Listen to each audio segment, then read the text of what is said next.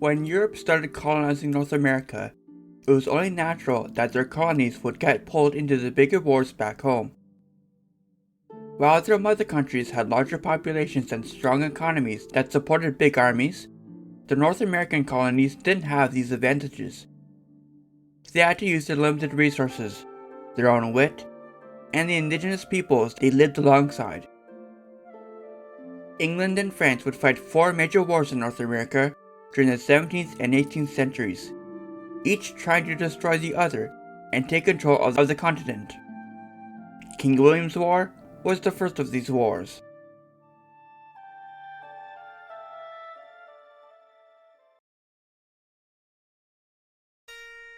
Part 1.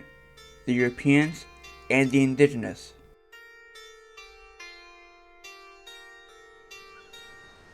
French explorers were among the first Europeans to reach Canada and the United States in the 16th century. The first was Giovanni da Verrazzano, who sailed along the coast of North America from Florida to Maine in 1524. 10 years later, Jacques Cartier sailed to Canada and up the St. Lawrence River, hoping to find a route to Asia. Though he didn't find it, he instead discovered a land rich in furs and indigenous people eager to trade. Despite these discoveries, France was slow to act due to internal conflicts and civil war. It wasn't until the early 1600s that Samuel de Champlain established colonies at Port Royal in 1605, Quebec in 1608, and Montreal in 1611. By the 1660s, New France had grown into a respectable European colony, but it was still seen mainly as a fur trading outpost.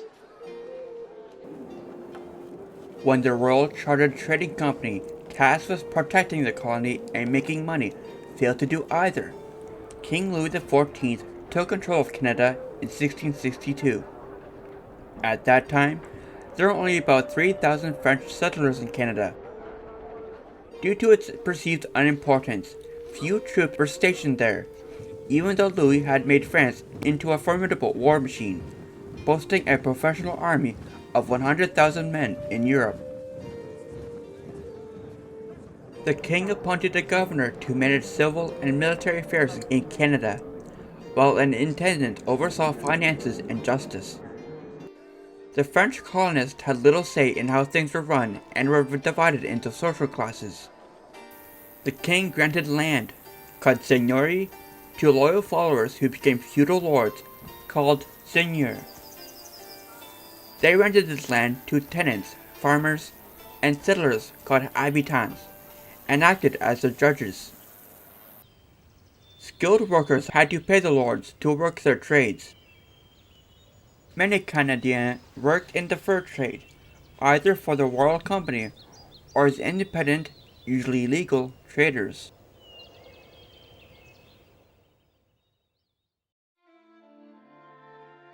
The English were the second big European power to come to North America.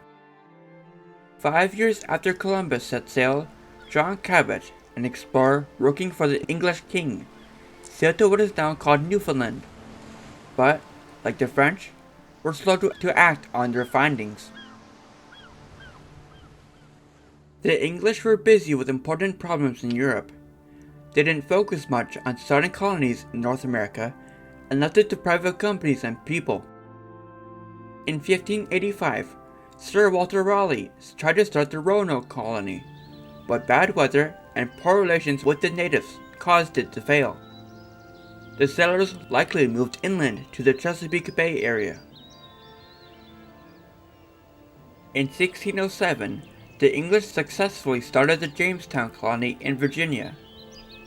The colony grew after they found out that tobacco farming was very profitable. Other colonies, like the one established by Puritans in Plymouth in 1620, also did well. Over time, settlers spread into areas like Pennsylvania, Jersey, Maryland, and Carolina. By the late 1600s, most English colonies were controlled by the king. The king chose governors, but each colony had its own assembly, much like England's Parliament. The upper chamber had members chosen by the English crown and handled important legal matters, while the lower chamber, made up of landowning representatives, took care of the rest. Local assemblies had a lot of power and self-rule, which the colonists strongly valued and protected. At the same time, other European countries like the Dutch and Swedes also started colonies in North America. The Dutch set up New Amsterdam on Manhattan Island in 1625 and later beat the Swedes in Delaware. In 1664, the English fully took control of New Amsterdam, renaming the city and colony New York. However, by that time, the English colonies found themselves being closed in by the French in the north, the Spanish in the south, and the Appalachian Mountains in the west. The European powers in North America were in intense competition with each other, but all had to deal with the same problem: the indigenous peoples who were already living in the land.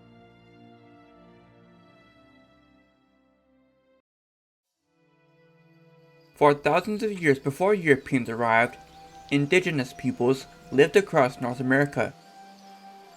They weren't one single group, but many, speaking different languages and practicing different cultures.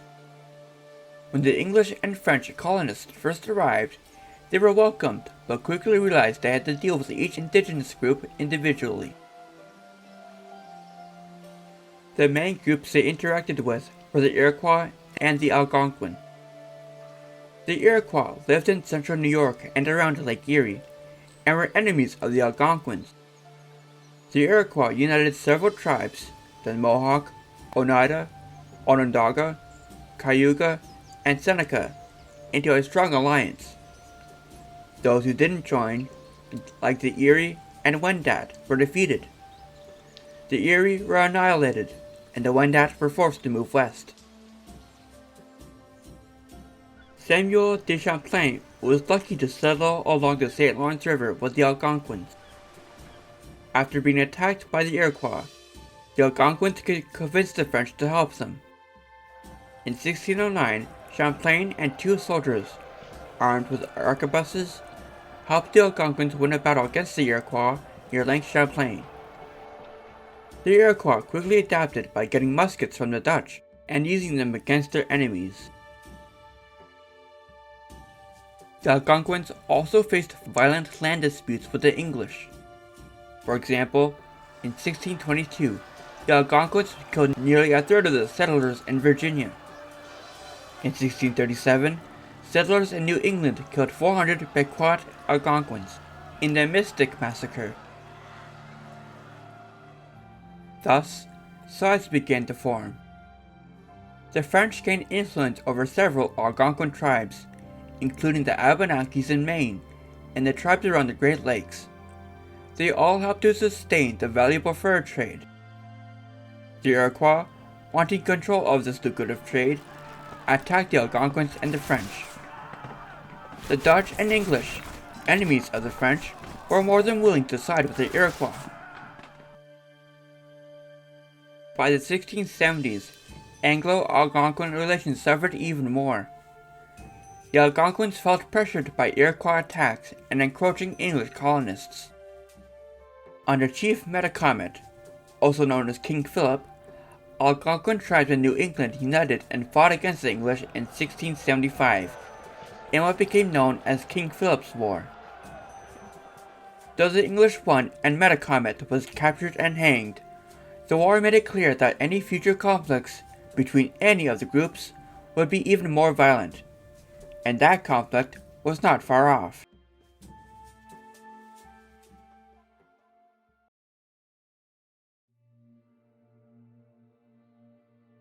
Part 2. The Mouth of My Cannon.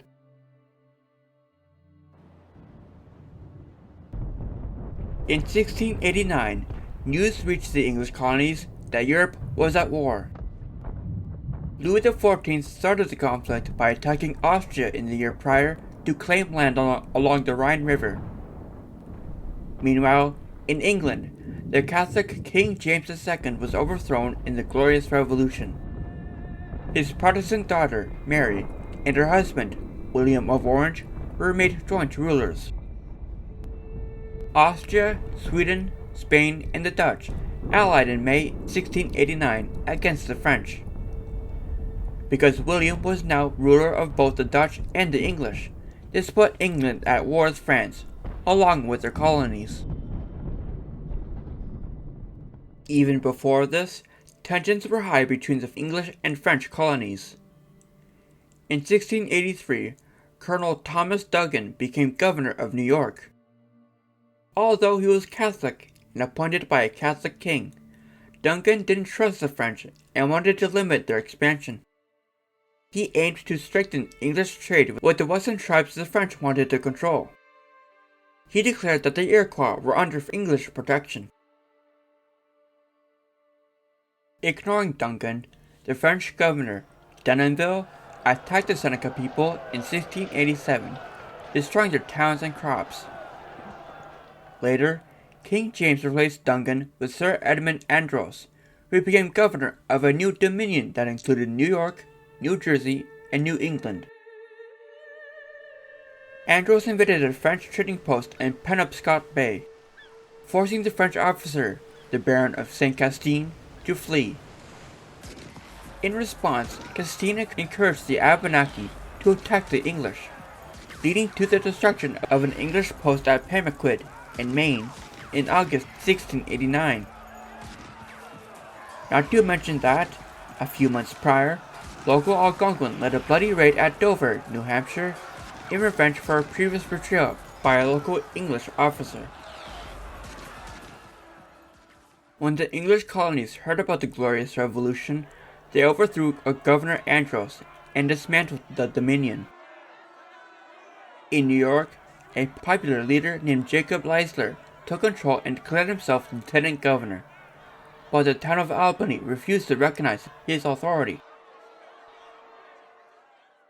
In the meantime, the Iroquois headed north.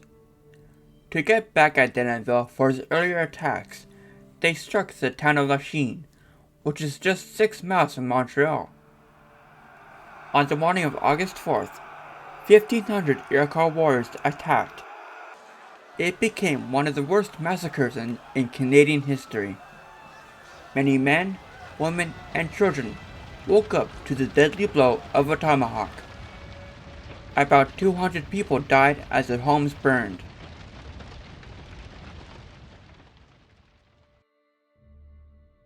The French were forced to loosen their grip on Lake Ontario to protect Montreal after Lachine. Louis recalled Governor Denonville and, in desperation, brought back the experienced Count de Frontenac to serve as governor again. Frontenac was a seasoned soldier and had been governor of Canada before. He was known for his energy, but also for his difficult temper, which had led to his previous recall. Now, despite his age of 70, the king sent him back to lead Canada. His mission was to invade New York, but he arrived too late in October 1689 to start the plan. Albany, worried about the French, sought help from Connecticut to avoid dealing with Lieutenant Governor Leisler. Connecticut sent troops, and some were stationed at Schenectady, a small Dutch settlement near Albany. In February 1690, 210 French and indigenous warriors attacked Schenectady. On a cold, windy night, the attackers entered the village, finding it guarded by 2 snowmen. Much like at Lachine, the innocent inhabitants awoke to their deaths. After 2 hours, the attackers killed 60 people, including 11 slaves, and burned the town. The attack shocked Albany, who quickly asked for help from New England and New York City. Leisler sent 160 men under his future son-in-law, Jacob Milborne, to help. Albany had to accept Leisler's authority, even though he was harsh and domineering. The French did not waste time in launching another attack. In March, a group of 50 attacked Salmon Falls, New Hampshire, killing 43 and capturing 54. Massachusetts, on its own, sent Sir William Phips to capture Port Royal in Acadia, modern-day Nova Scotia. Phips led 700 men, took the town, and forced the Acadians to swear loyalty to the English crown. After Phips left, pirates attacked the town. Meanwhile, Frontenac's next raid was in Maine. On May 16th, 50 Canadiens and 70 Abenakis attacked Casco, killing 20 people and besieging Fort Loyal. The defenders, led by Captain Sylvanus Davis, surrendered.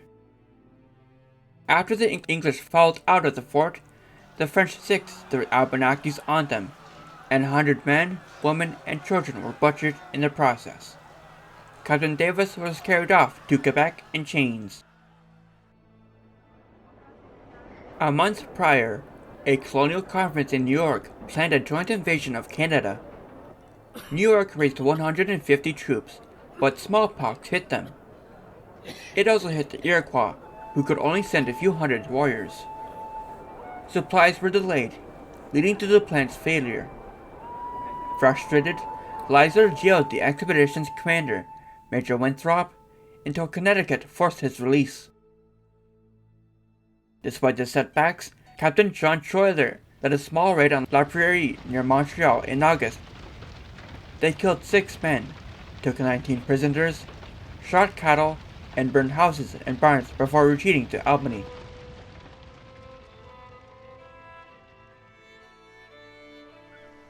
Massachusetts launched another attempt to attack Canada by sea. Sir William Phips and Major John Whalley led 2,000 soldiers on 34 ships. They left on August 21st and reached Quebec on October 17th, after some trouble along the way.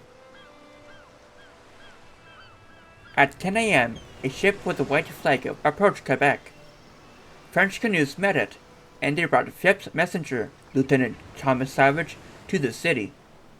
They blindfolded him and mocked him as they led him to Governor Frontenac. When they arrived, they removed his blindfold. Savage then demanded that Quebec surrender. Frontenac quickly gave his answer. "No, the only answer I can give your general will be from the mouth of my cannon and musketry, that he may learn it is not in such a style that a person of my rank is summoned. Let him do his best, as I will do mine." Frontenac quickly strengthened the city's defenses with 3,000 soldiers. Phips would need to launch a direct attack to capture it. The English landed 1,200 men near the city, but they met 600 French defenders hiding in the woods. The English struggled to move their cannons through the mud, wasting their ammo. The soldiers had very little food, just 2 biscuits each. Whalley asked for more supplies, but only got a small amount of gunpowder in response. The English ships began firing on Quebec, but caused little damage. The next day, the hungry soldiers attacked again, but smallpox broke out among them. The English had to retreat. On their way back, they lost 2 ships and another burned. 30 Americans were killed, 60 were wounded, and 200 more died from accidents and disease during the return. The French lost 30 men. Phips returned to Boston in late November, with the remaining ships arriving later. The failed expedition cost Massachusetts over 50,000 pounds. They had hoped to pay off this debt by looting Quebec, which did not happen. To pay the soldiers and sailors, the colony issued paper money for the first time in the colony's history, and raised taxes as well.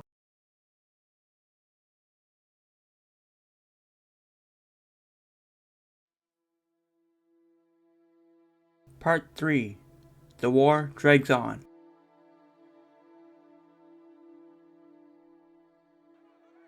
In New York, people grew unhappy with Lieutenant Governor Leisler after the military failed to cooperate. Instead of backing down, Leisler tightened his control and ignored others. When Major Richard Ingoldsby arrived in January 1691 with soldiers and news that Henry Slaughter was the new royal governor. Leisler refused to give up control of his position and even attacked the king's troops. Governor Sloughter soon arrived, took charge, and jailed Leisler and his ally Milborne. Both were executed for treason. Meanwhile, the Iroquois were frustrated by the slow progress in the war, which had been affected by New York's political turmoil. They feared more attacks from Canada and wanted action and supplies. In May 1691, Governor Sloughter met with the Iroquois chiefs to reassure them of England's support and gave them gifts. To show commitment, the mayor of Albany, Peter Schuyler, led 150 Iroquois and 150 Americans on a raid into Canada. Schuyler's group ambushed the French near La Prairie during a rainstorm, killing many. However, as the larger French force regrouped, Schuyler ordered a retreat. On the way back home, they were ambushed but fought their way through, causing heavy losses to the French. Despite losing some men, the group returned safely. When Schuyler got home, he learned that Governor Sloughter had suddenly died on July 23rd, and Major Ingoldsby became the acting governor.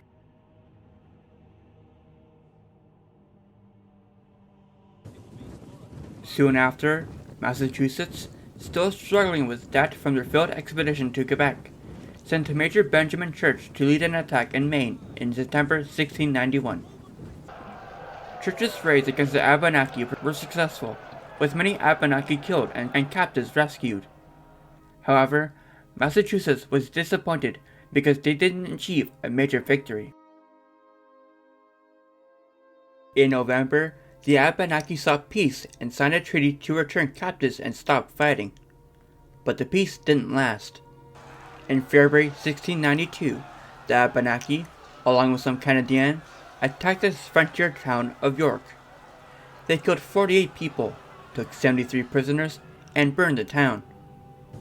This caused widespread fear, but Massachusetts sent help, and the militia patrols eventually secured the area. In May, a planned prisoner swap with the Abenaki at Wells, 12 miles away, didn't happen. Then, on June 10th, 400 Abenaki and some Canadians attacked Wells. The English, led by Captain James Converse, had only 29 men and 2 ships to defend the town. The attackers focused on the fortified stone houses and ships but made little impact. The ships proved too troublesome to deal with, and they turned to burning houses, a church, and cattle and withdrew by nightfall.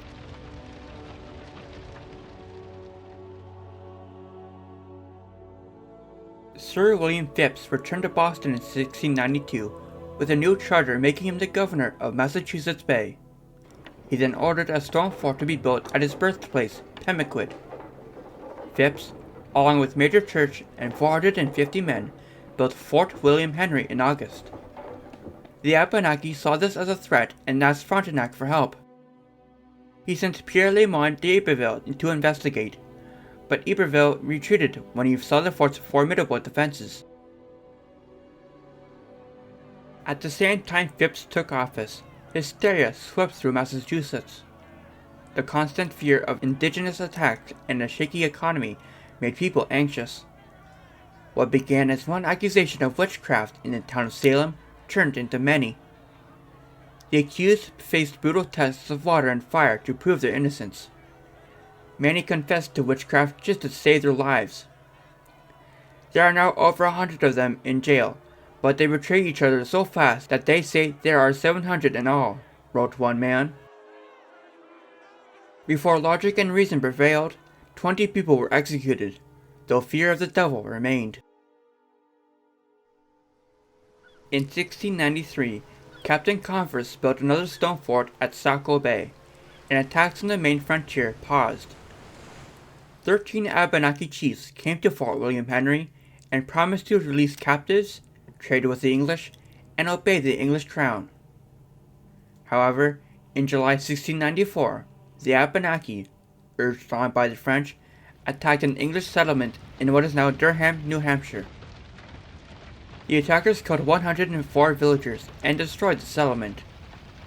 Soon after, nearby Groton, Massachusetts met the same fate. Between 1694 and 1695, the New York frontier was tense but quiet. Neither side had the strength to attack the other. The Iroquois even began peace talks with the French. However, when Frontenac planned to repair and staff Fort Frontenac, in modern-day Kingston, Ontario, the talks stopped. Meanwhile, peace was also being sought in Europe. Louis XIV was tired of war and was ready to make peace, but William III was not, so the fighting continued.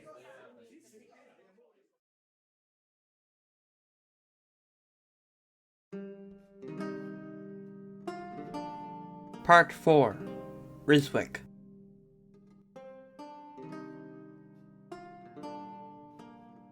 In the summer of 1696, the period of calm was shattered when the French launched a new attack. From Quebec, Iberville led 2 ships and soldiers to New Brunswick. There, they gathered their Abenaki allies and joined more forces at Penobscot. On July 14th, they attacked Fort William Henry. Despite having a formidable garrison, the fort's commander surrendered after some light shelling. The French plundered and destroyed the fort before leaving. To strike back, Massachusetts sent 500 men led by Major Church. They captured a small boat with 24 Canadiens, but found no large enemy forces. He sailed all the way up the Bay of Fundy, destroying any village along the way, and sparred with some French settlers at Chignecto. After raiding Chignecto, Church continued to modern-day Fredericton, New Brunswick, and failed to besiege Fort Nashock before turning back.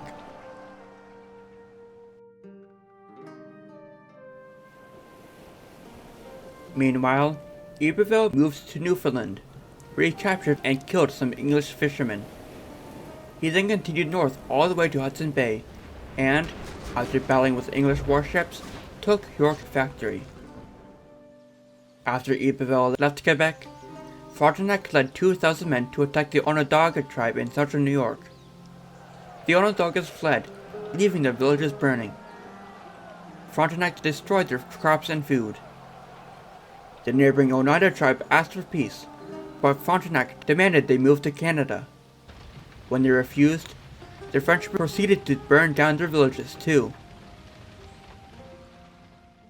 The new governor of New York, Benjamin Fletcher, wanted to send troops to help the Iroquois, but he lacked the funds. By the time he secured the money, the French were gone. The Iroquois realized New York wouldn't protect them, and Fletcher was accused of corruption. At a meeting in September, the Iroquois leaders demanded the French be expelled from Canada and planned to appeal directly to King William. In 1697, a French fleet arrived in Newfoundland to support a planned invasion of Boston, but it was called off due to low supplies. The Iroquois tried to make peace with the French, but not with their Algonquin allies. Although Louis supported peace, Frontenac rejected the idea.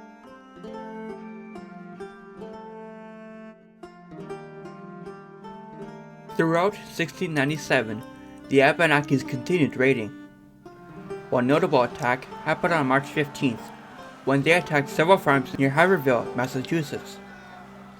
They captured Miss Hannah Dustin, who had just given birth to her 8th child, along with her nurse, Mary Neff. Her husband Thomas was forced to retreat to protect their other children. Hannah Dustin, her nurse, and several others were carried off into the woods. Because her baby was crying, an Abenaki warrior snatched the child by its feet and bashed its head against a tree. The more elderly captives were struck with tomahawks because they were slowing down the group.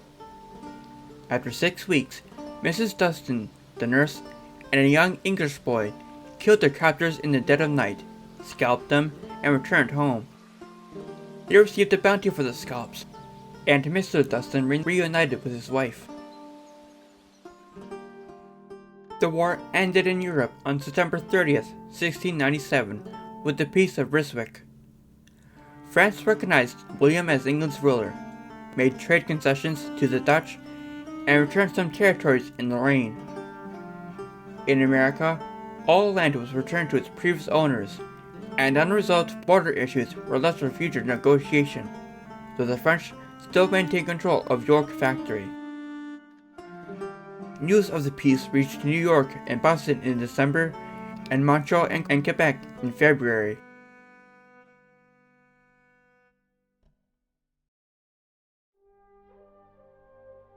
After the four major wars between the English and the French in North America, King William's War, Queen Anne's War, King George's War, and the French and Indian War, the French nearly won the first one. It is surprising that the French survived. On paper, the English seemed certain to win King William's War. By the 1690s, the English colonies had around 200,000 people, while New France had just 13,000. The English had a stronger navy and more soldiers. They didn't rely on supplies from England, unlike the French. However, the English colonies lacked unity due to the turmoil of the Glorious Revolution. This led to low morale and a lack of determination to fight. The French took advantage, using their resources and alliances to launch constant raids, weakening the English resolve. But their growing confidence would hurt them in future conflicts. After Governor Fletcher was removed and Governor Phips died, England once again merged the governments of Massachusetts, New York, to improve their defense. The Earl of Bellomont, a supporter of King William, became governor. He sent Peter Schuyler to Quebec with a peace treaty. However, the elderly Frontenac refused to accept it. He claimed the Iroquois were subjects of the French king and threatened to invade New York. Governor Bellomont responded strongly, but Frontenac fell ill and died in November. His successor, Governor Callieres, accepted the peace. In 1701, Callieres invited the Iroquois and other tribes to a large peace conference in Montreal. Many tribes brought the Iroquois prisoners. The Iroquois conveniently forgot to bring their Algonquin prisoners, but demanded the return of their own people. They promised to send the captives later, though they never did.